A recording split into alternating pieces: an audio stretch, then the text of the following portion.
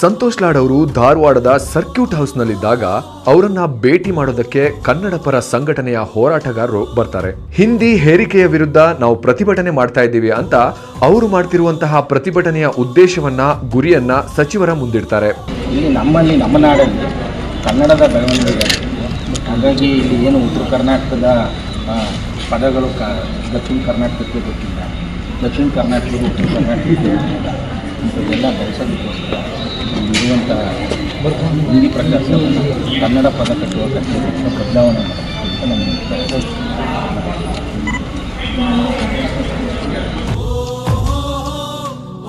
ಸಚಿವರು ಹೋರಾಟಗಾರರ ಮಾತುಗಳನ್ನ ಆಲಿಸಿ ಅವರು ನಾಳೆ ಸಿಎಂಗೆ ಸಿಗುವುದಾದ್ರೆ ಉಳಿದುಕೊಳ್ಳಬಹುದಾ ಅನ್ನೋದನ್ನು ವಿಚಾರಿಸಿ ಅವರು ಉಳಿದುಕೊಳ್ಳುವುದಕ್ಕೆ ವ್ಯವಸ್ಥೆ ಮಾಡಿ ಅಂತ ತಮ್ಮ ಸಹಾಯಕರಿಗೆ ತಿಳಿಸ್ತಾರೆ. ಎಲ್ಲರೂ ಸರ್ ಎಲ್ಲ ನಾವು ಬೇರೆ ಬೇರೆ ಜಿಲ್ಲೆ ಮತ್ತು ವಾಪಸ್ ಬರಬೇಕಾ? ನಿಮ್ದು ಯಾವ ಜಿಲ್ಲೆ? ಇರ್ತೀವಿ ಸರ್. ನಾಳೆ ಇದ್ದರೆ ಎಲ್ಲಿ ಉಳ್ಕೊಂಡಿದ್ದೀರ?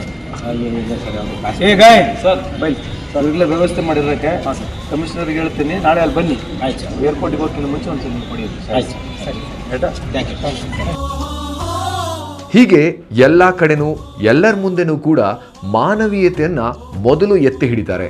ಇದೇ ಸಚಿವ ಸಂತೋಷ್ ಲಾಡ್ ಅವರ ದೊಡ್ಡ ಗುಣ. That's the spirit of this democracy. Bro. Good luck. All the best. Thank you.